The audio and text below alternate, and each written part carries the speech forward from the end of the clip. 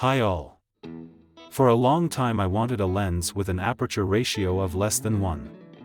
Since I really like to shoot in the dark, but because of their high cost, of course, I could not afford them. So far, with the advent of mirrorless systems, a lot of cheap Chinese analogs have not appeared on the market. But even so, I was strongly choked by the toad to give $500 to $800,000 rubles for the quality that these lenses provided. This lens cost me about $250. And if you believe the comparisons of Western reviewers, it is not particularly inferior to those that cost $500 to $800, such as Mitacon or TT Artisan.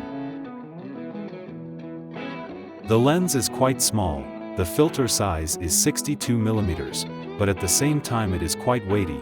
Its weight is more than that of my Sigma 85 1.4 or Sigma 21.4 DG-DN Art, which are much larger than it in size and has a filter size of 77mm and 82mm respectively.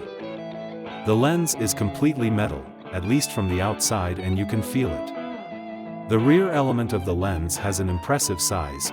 It is very large for a lens of such small dimensions. The plastic cover of the front lens is not the best quality, but it does its job. The lens has a built-in hood. Usually buyers complain that it does not fix in any way. This did not cause me any inconvenience. I am glad that this particular solution was chosen, since a separate hood would take up more space, and its installation would take time. The aperture is stepped, but these steps are rather weak, so it is very easy to accidentally switch the lens to a different aperture value. This is sometimes annoying.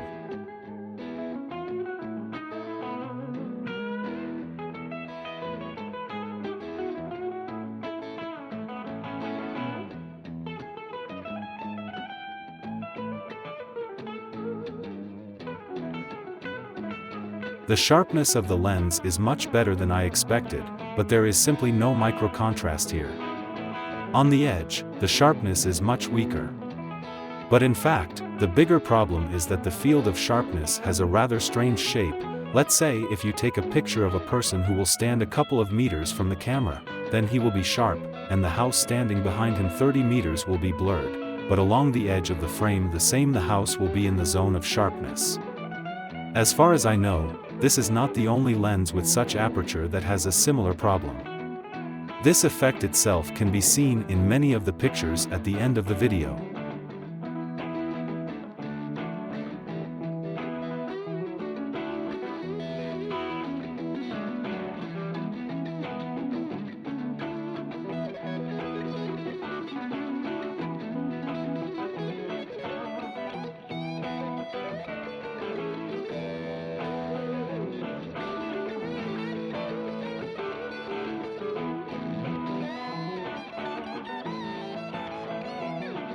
The light transmission of the lens is really good. To evaluate it, I compared this lens with my Sigma 85 1.4 DG-DN Art. The difference in the center is about 0.7 stops, but Brightin Star loses at the edge due to too strong vignetting. To compensate for it, I have to raise the vignetting parameter in Capture 1 by 2 to 3 stops.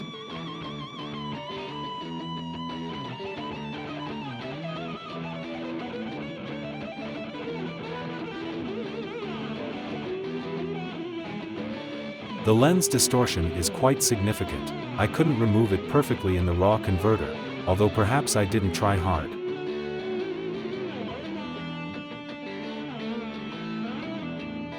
The chromatic aberration of the lens is very strong. In certain situations the purple border can be so expressive that it will be easier to make the photo black and white than trying to correct it.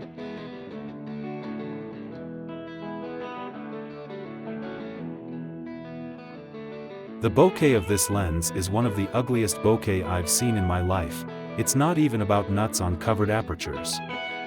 Bokeh lemons have very expressive ugly assholes. This is not visible here, but this effect can be seen in real photos at the end of the video. The edge of the frame will almost always be bokeh in the form of an incomprehensible mess of triangles. Of course, bokeh will always contain a bunch of chromatic aberrations.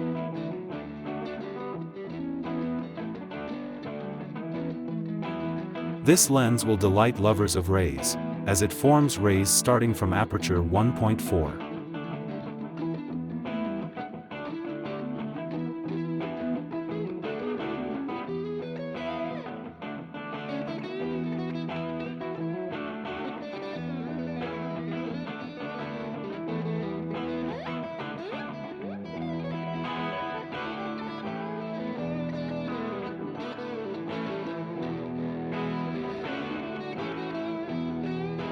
The Coma is expectedly strong.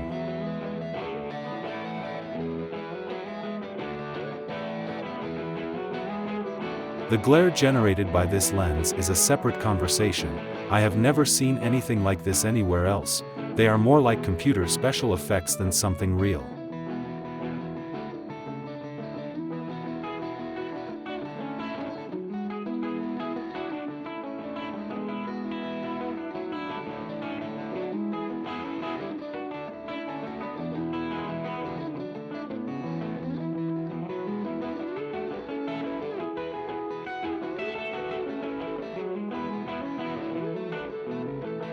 Well, some video and photo examples. All the materials used in the video are available in the link in the description and in RAW format too. To be honest, I bought the lens rather to play and sell later, but despite all the shortcomings that I pointed out, I liked it.